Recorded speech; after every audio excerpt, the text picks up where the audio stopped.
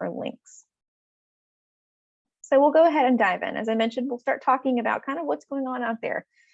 And I know if you're on the job search right now, or if you're thinking about it, you might be hearing all kinds of different stories. Maybe they're a little bit conflicting information about what's going on. And so it can seem confusing, but there's some really interesting things that are going on. Most of it is as a result from things from the pandemic. And so what we're seeing a lot of currently right now, which is different than what was going on about a year ago at this time, a lot of people are really frustrated for certain reasons. You might be one of them, and that's maybe why you're on the job search. But a fair amount of the workforce is feeling particularly burnt out, underappreciated. They had, some of the workforce, certainly not all of the workforce in the US, but a decent amount of them saw they had a taste of flexibility, right? There's that work from home. And so we got to know what that felt like, right? We got to see the repercussions of it and feel the benefits, right? All of the things that you might enjoy about working from home, if you did enjoy them. And so there are a lot of people now where, I think that the workforce in the US is transitioning as the pandemic continues to change, and the relaxed guidelines with some things.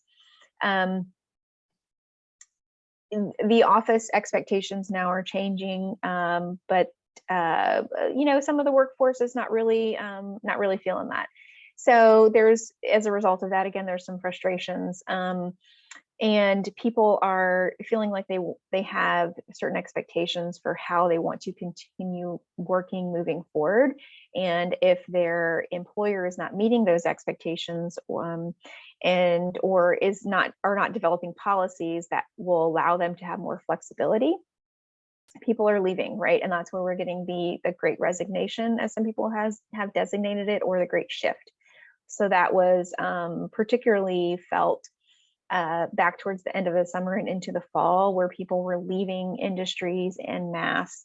And what happened is that left a lot of openings for some great positions. And so we're also seeing skilled worker shortages, and coupled with a fair amount of the workforce is retiring. And so, some of the which you might think of as the boomer generation, or just the folks that have been working for quite some time and were nearing or at the retirement age, or even past what you would traditionally think of the retirement age, even though I have arguments that is changing. All of those coupled together have left some gaps in the workforce. And so while there are a lot of positions that might, a lot of the job reports right now are claiming that there are lots of job openings, but there's also frustration on the part of the job seeker, that they feel like their applications are not getting through. They're not getting to where they're qualified, but they're not getting an interview, right? And so we're definitely touching on some of that in a little bit.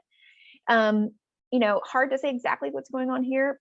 Part of that could be stuff with job applications have changed a lot over the last few years, particularly with the last couple years, applicant tracking systems, ATS. And I have a few slides on that in a little bit, so we'll dive more in depth with that.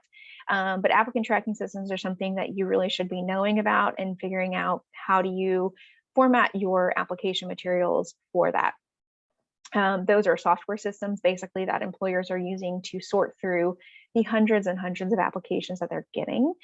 And if you don't have a decent understanding of how they work, it's hard to get your resume past that, even if you're really qualified. So there's interesting things going on both sides of the aisle in terms of recruiters and the job seekers.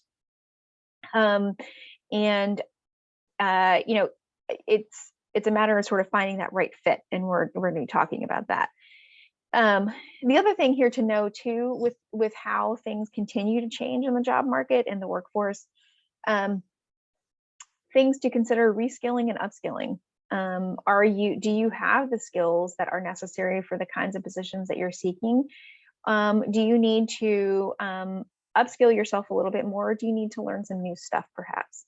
because those could be really good considerations, particularly not only for what you're seeking now, but for for the future, right? Because the future, I think, if the last couple of years have taught us anything, is unwritten. We don't know. It's very hard to predict. And so the jobs that will come up in 5, 10, 15, 20 years, for a lot of those positions, we have no idea. We cannot dream them up right now, because the technology continues to drive the change in how we do get work done. And so I think that the more that we can think about how do we continue to be learners, learn new skills, and keep ourselves sharp, that's really going to help you stay competitive in the job market. So just a little bit about what's going on out there. I think that's always helpful to have a good handle on.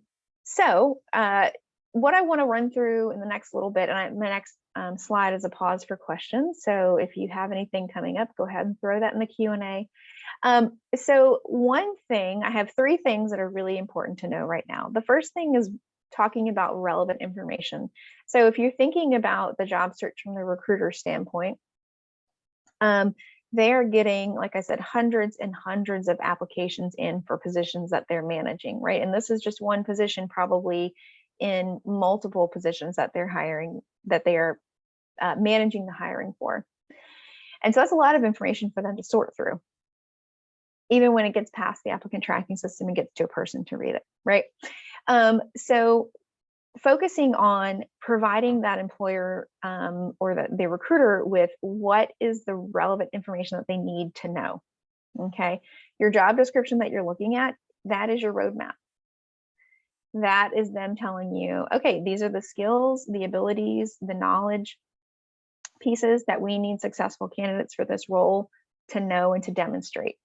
And so making sure that your application materials, whether that's just a resume or resume and cover letter, making sure that those application materials reflect that information. Because again, this is your application materials are your first quote unquote introduction to that recruiter. That's how they're getting to know you. So make sure that they understand that you have what they're looking for, making sure that you are in alignment with their expectations they've outlined on their job description. So you might be thinking to yourself, that sounds really great, Becca, but I'm career switching and that might not be in direct alignment. So how do I make that make sense for them? Let's talk about your transferable skills for a little bit. Okay. I could do a whole presentation on transferable skills. However, I think for right now, what we can talk about is thinking outside of the box a little bit in terms of how you think about the work that you currently or have done in the past. I'll take a great example. This is something, these are folks that I've seen a lot of lately, teachers looking to leave the teaching profession, right? And so how do you talk about that in a way that makes sense to, say, somebody in a corporate environment or even a nonprofit environment who might not get the nuances of classroom teaching? So, say that you are looking at something that's asking for managerial supervision skills. What do you do as a teacher, if you were a teacher, if you can imagine that? What do you do that incorporates managerial and or supervision skills? We can all probably giggle a little bit about managing, a classroom of kids. But in addition to that, perhaps you were a team lead for your other teachers in your grade, right? That's very much in line with supervision skills, because you are providing guidance to your other team members on issues that they're having. You are maybe even providing some constructive feedback to them on how they can improve certain processes or other things they do in their classroom or with their students. You are advocating for them with your administration and, in terms of saying, our team really needs this. This is where we're seeing gaps. And trying to make sure that they have the resources and other things they need. That's just a very small example, but those, and so when I talk about transferable skills, I think it's one of those things that's easier said than done. This requires definitely some thought, and it's definitely something that if you're on the webinar today and you're thinking, okay, I definitely, want to do that. I want to think about how my skills might be transferred to other careers or jobs. Schedule an appointment with me and we can dive in and really think about your skills and how they might make sense for another employer. One thing that you can do here to start thinking about that is when you're out there looking at job descriptions, things that you're interested in applying for, really thinking about, look, I would recommend taking like a sample, 10 to 15 jobs that you're interested in that are all sort of within the same realm and scope of abilities and qualifications. Looking at that as a sample and thinking, okay, what are you seeing commonalities with those job descriptions? Are they asking for, are most of them asking for the same types of skills or abilities? So where you're seeing commonalities, that's where you want to think about, okay, how can I gear my skills towards that? And how do you, that's where you can start to figure out how to focus your resume and cover letter. So just a thought there. The other thing here in terms of providing relevant information, you out there on the call today, you might be thinking to yourself, okay, I have a gap on my resume, but I'm not really sure how to address that. Or maybe that's something you've been through, but you weren't, it was kind of a tough situation to navigate at that point.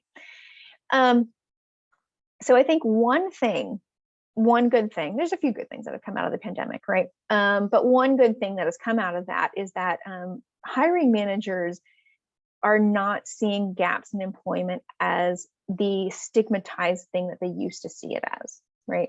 There's definitely a perception years ago that if you took a gap, there was something, you were not going to be that great of an employer. Like there was all kinds of negative perceptions around taking a gap in your work experience.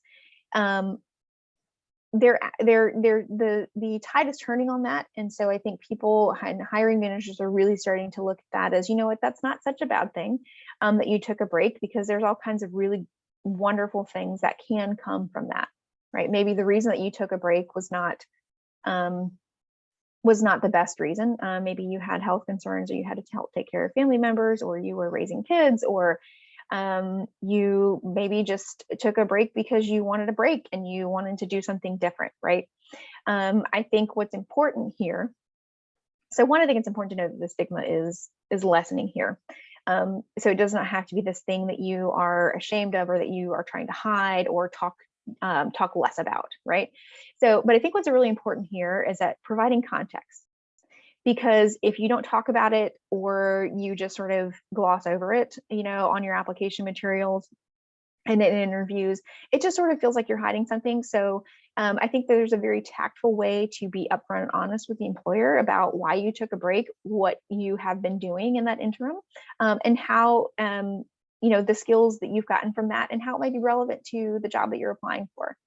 So I think that the important thing here to remember is you don't need to hide it, and give them context, right?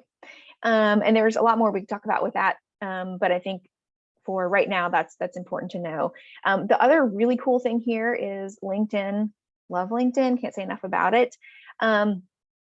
If you go on your LinkedIn profile, you actually have the ability to add in a career break section to your experience, which I love. I love that they are putting this out there for people to see.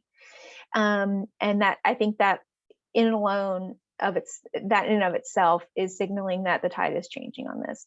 And so if you were to go into your, I'm not going to navigate over there right now, but if you were going to your profile to the edit mode, with the experience section, what you'll see on the right hand side of that section is a plus sign, and then you'll see a little pencil symbol.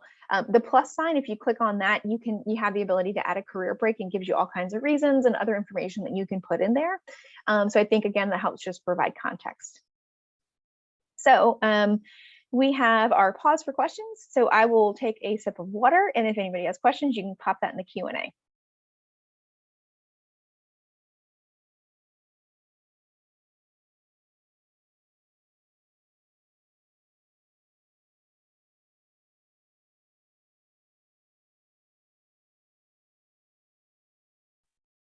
Okay, looks like we don't have any right now. So I will move on. The next section that we will be talking about is applicant tracking systems, those really fun things that I was talking about earlier. So these guys have been around for a while, definitely. I will say that with the advent of how artificial intelligence, AI, is coming along, they have become much more intuitive. They're a lot more user-friendly than they used to be. They started, just really quickly, they started coming around with the Great Recession back in 08, 09.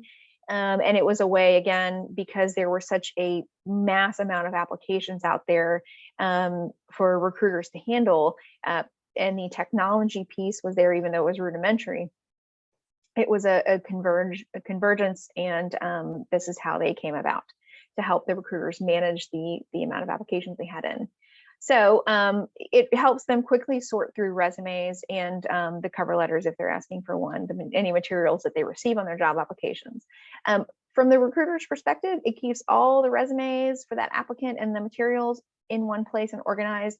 It's a system that they can easily move things around in and just manage stuff, right? So in some respects, it makes their lives easier.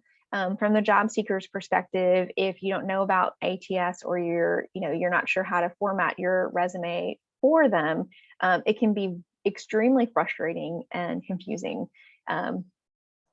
So like I said, it's just the database, basically it's the software system that they use. There are a lot of them on the market. And so it can also be a little bit confusing because it's not just one that they have the option to use. There's lots of them. Workday, you'll see them over there. Talio, Lever, JobBite, and we'll talk in just a minute. I think the next slide actually includes, how you can maybe suss out if they're using one and which one they are. Like I said, a lot of companies use it. Now, the thing to keep in mind is that not every company does. Is that irritating? Yeah, it's irritating because you're not sure. But there are certain ways to sort of figure that out. If it's a big company, definitely like the Fortune 500 companies, things in those range, you can kind of guess that they're using them. They are a pretty penny in terms of the cost for the company or organization to use. So if you're looking at a much smaller, like mom and pop sort of business type shop, they might not be using it, right? So in terms of the recruiter and how they use it, there's a few different ways. So they can just use these systems sometimes just to review the application materials. It's just a way to get it in there and sort it, as opposed to, say, sending your application materials to an email, which can, the email is a black hole. And so it can sort of lose things. So this is a way to sort stuff easier. Some applicant tracking systems have automatic rankings, which we'll get into that in a little bit. The recruiter, whoever's managing the job application in that system, can put in the system, certain criteria based on information from the job description that they're seeking, and it will play sort of it'll scan the resume and cover letter and play sort of a matching game for that. That's sort of how the rankings work. It can also allow keyword searches, again, keywords and phrases based on the information in the job description. So how can you tell if they're using one? From the company here, we've got Nike as just an example. They're huge. Yes, they use one. So you can tell that they're using one. The big indicator here is their URL. So Talio is an applicant tracking system, and if they're using it, it's going to be in that first part of the URL, because it is, even though it's a system that's branded for Nike, it is still the Talio system. So if you're going to a job portal on any company's page, on their specific job portal page, like as opposed to, say, going on Indeed, right, and finding a job for them. At the bottom of the online application page could be an indicator of which system they're using. Again, at the web address, or in the fine print along the way as you're reading through the job description, they might indicate there that they're using a certain system. So I think this is really helpful. And now again, the image on the right is not every single system out there, but I think it's a decent, you can get a gist from it in terms of what they're seeing. So you submit your resume. And when it goes through all of the pieces in the applicant tracking system, it's going to come out something like this in terms of what the recruiter sees, the first person looking at this information. And so you'll see where it has like the match, like the 9.0, 9.0, 8.8. That's just their percentage in terms of how you're matching what criteria they have put in for candidates to match from their job description. And so in a couple weeks, I'm going to have my session on resumes and cover letters, and we will dive in more talking about, how can you formulate or how can you make your materials work for that, right? To get that good matching score. And so it's going to also pull out things like most recent job title and company,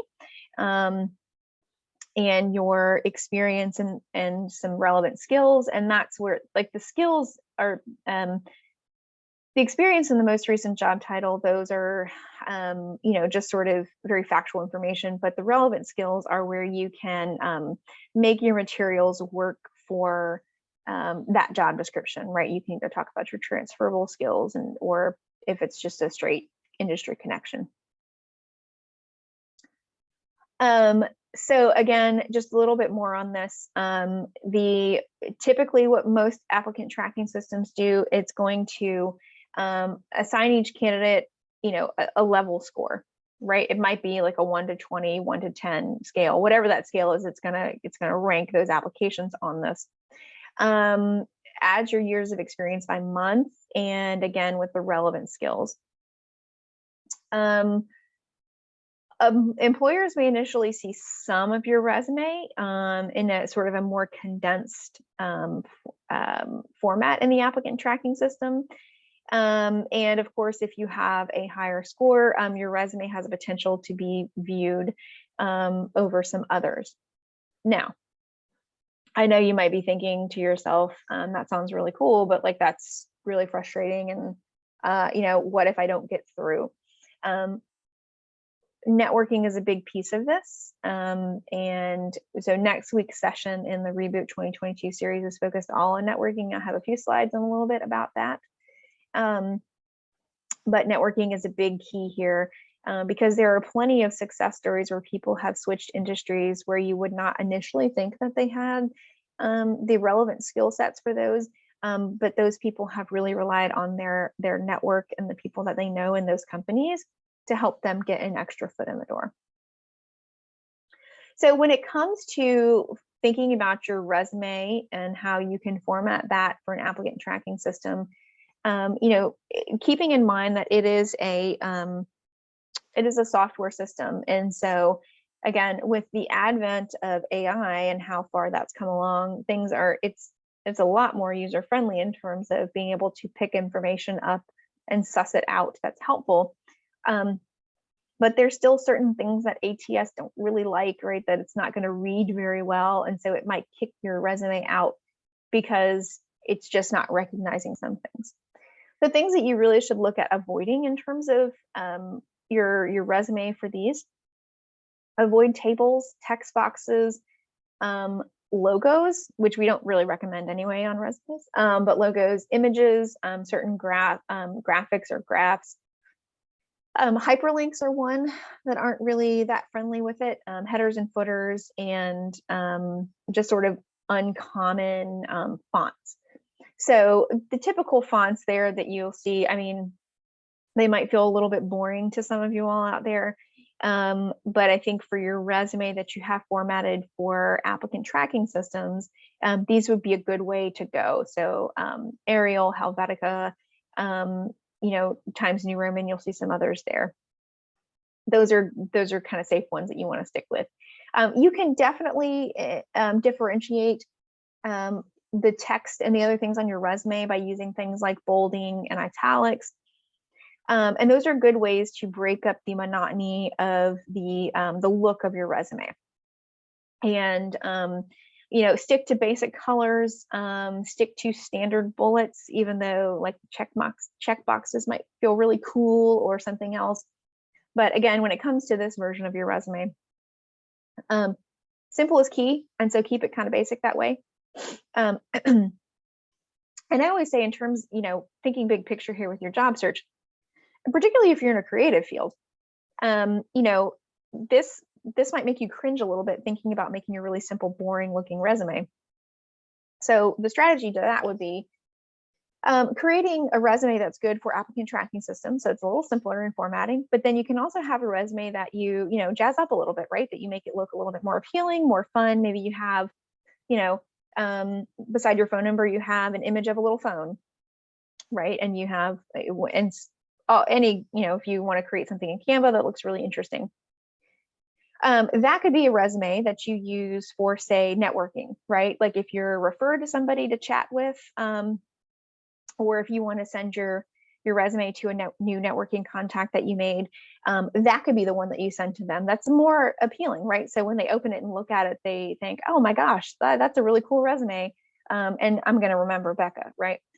So that could be a strategy with that. But in terms of the applications that you might be putting out there, I think it's a good idea to think about having a resume that's formatted, more friendly for applicant tracking systems. So I see we have a question in the chat, a question in the Q&A there. We are going to be pausing. So if anything else comes up, just pop it in there.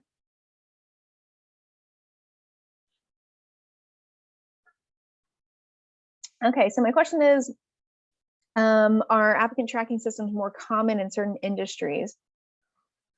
Not necessarily. I wouldn't really think about it by industry necessarily.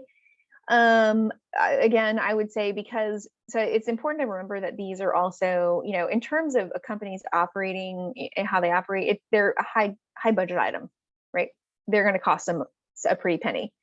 And so I would think about this more in terms of the size and scope of the company. Again, like if you're looking at really big companies, Nike, Dominion Energy here, they're probably using one, right? Like any kind of sizable organization that has the budget to play with, they're probably going to be using one of these. And so think about it in terms of the scope, really, right? Like if you're looking, comparatively, if you're thinking about, say, like a local nonprofit, who probably does not have the budget range for it, they're probably not going to be using an applicant tracking system. So hopefully that's helpful in answering that question. Next question we have here, do government agencies or municipalities use ATS applying for public school jobs, for instance? Great question. Again, that will probably depend on the school district that you're looking at in terms of whether or not they're using it. But thinking about government agencies or like like state, like Virginia state jobs, things like that. I think that's where you're going with this question. There's a decent chance that they might be using one. If I'm not mistaken, Virginia state agencies, some of the departments have a new application system, which hallelujah, because the other one was, if you've ever done a state application, will take half of your life to do that. So there's a decent chance they might be using it, and school systems could very well be using one. I think, again, it might just depend on the scope of it, what they could be working with there. So those are great questions. Awesome. Thank you for those. So our next few slides, we're going to be talking about networking.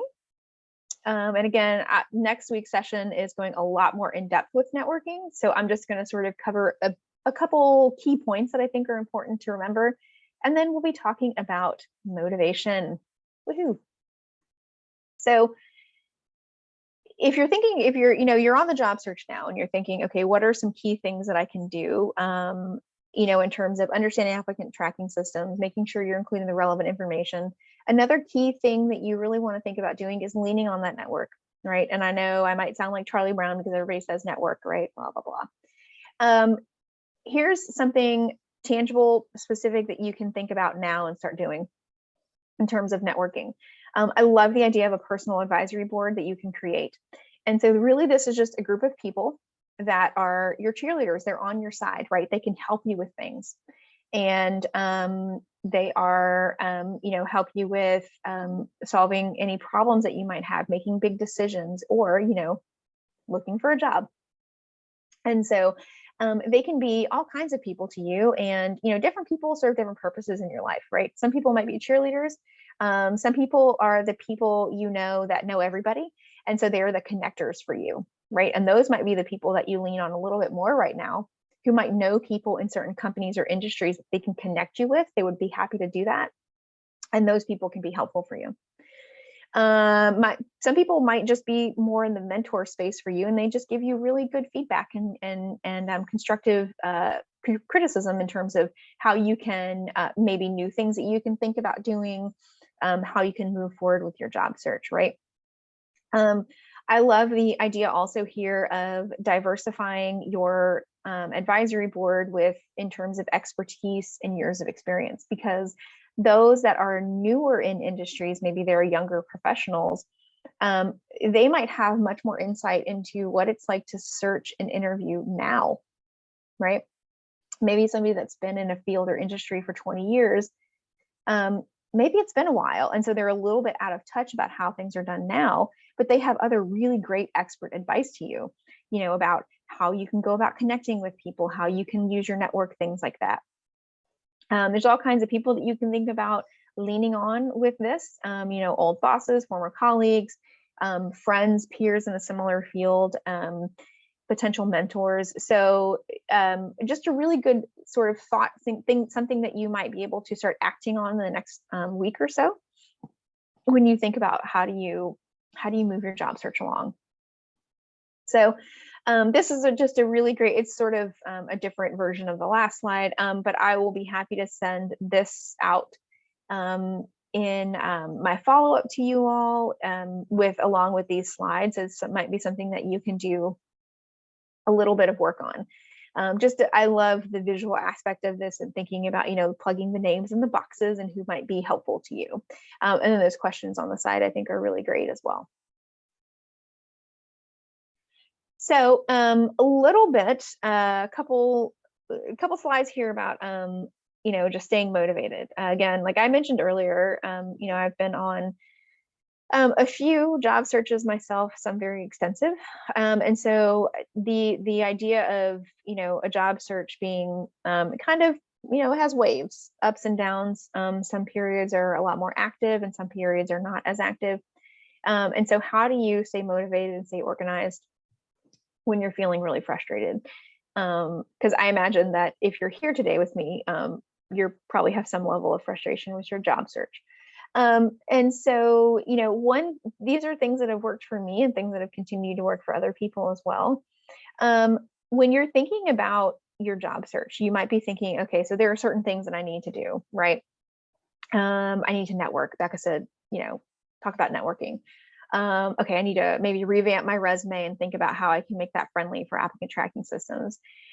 When you think about your to-do list, get specific with it, right?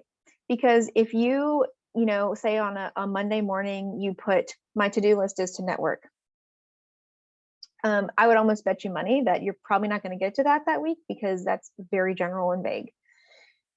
Give yourself some specific things to do with that are very tangible, things you can easily check off a list, right? So instead of saying network, I'm going to network this week, which feels it's sort of insurmountable and like I don't even know where to start with that. Say, put on your to-do list, I'm going to reach out, I'm going to try to connect on LinkedIn with 2 new contacts that I'm interested in talking with, right? Put a number beside that. Get specific with it, because the more that you can give yourself those kind of details, the more likely you are to check that thing off of your list and get it done and move that process forward for you. I also like to think about this. This is looking for a job as a job. And I know, that might make you feel really exhausted at this point because there's so many other things you have going on in your life. But if you can really, again, this is about being specific with things. So when you're thinking about how are you, what are you doing throughout the week? How are you managing things? Create space on your calendar, literally put it on your calendar, job search, right? And then be specific with what you're going to do for that, but make space for it in your life, because the more that you intentionally make space for it on your calendar, the more likely you're to get to it.